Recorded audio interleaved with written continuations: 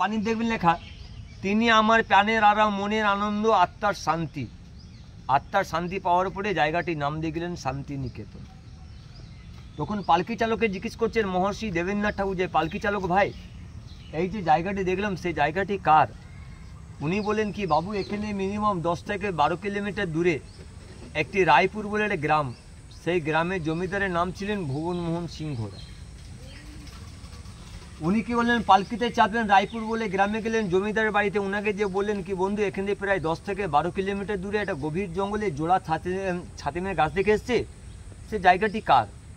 আমাদের জমিদার বললেন হাসতে হাসতে কি, ওই জায়গাটা আমার ছাড়া কার হতে পারে, আমি তো এখানকার জমিদার।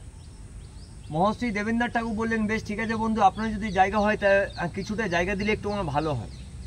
কিন্তু আমাদের জমিদার বললেন কি, আপনি ফাঁকা মাঠের মধ্যে মাঠ জঙ্গলে আপনি জায়গা নিয়ে কি করবেন? মহর্ষি দেবেন্দ্রনাথ ঠাকুর বললেন, আমি একটা আশ্রম এবং একটা পাঠশালা তৈরি করতে চাই।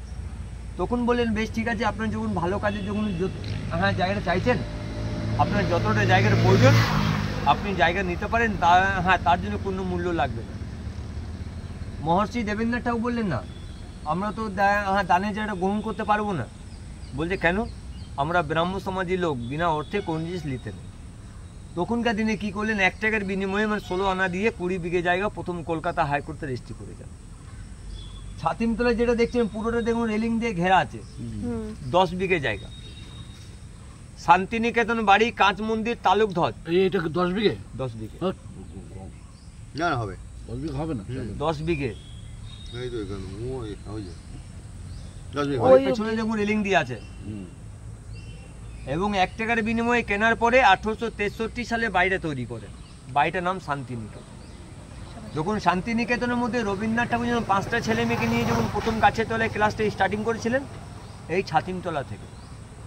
পিঙ্ক কালার যে বেদিটা পাশে দিতে পারে দেখুন, এক টিচার বেদি তো আছে, মার্বেল পাথর দিয়ে দেখুন তৈরি করা আছে। প্রথম 5টা ছেলে মেয়েকে নিয়ে গাছের তলায় স্টার্টিং করলেন। আস্তে আস্তে ওনার ছাত্রছাত্রী ওনার বাড়তে লেগেছে। পালকিতে চাপলেন, রায়পুর বলে গ্রামে গেলেন জমিদারের বাড়িতে।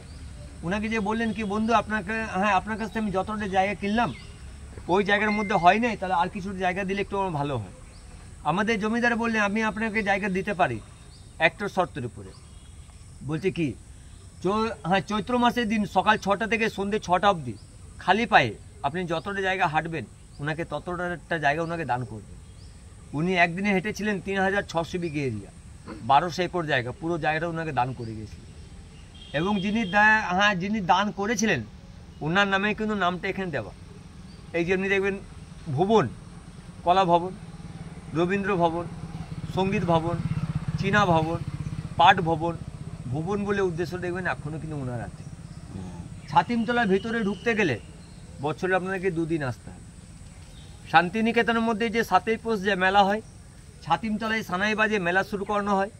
শান্তিনিকেতনে বসন্ত আবির যে খেলাটা হয়, ছাতিমতলা আবির পড়বে, এখানকার সমস্ত ছেলেমেয়েরা একটাই গান করতেও যায় দেখবেন, ওরে গৃহবাসী খোলদার খোল লাগলো যে দোল, এটা এখান থেকে স্টার্টিং হয়।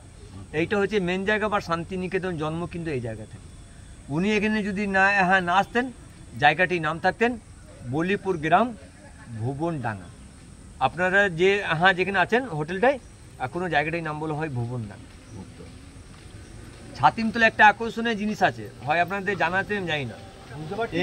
এখানকার যখন ছাত্রছাত্রীরা যখন পাস করে যখন বেরিয়ে যান, একটা 2.5 পাতার বই, একটা বাটিক প্রিন্টের চাদর, 7টা ছাতিমের পাতার উপর সার্টিফিকেট দেওয়া হয়।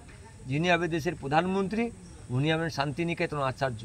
এখন বর্তমান হচ্ছে নরেন্দ্র মোদী 3 বছর অন্তরে একবার করে আসতে হয়, 1st, 2nd, 3rd ডিগ্রি দেওয়ার জন্য।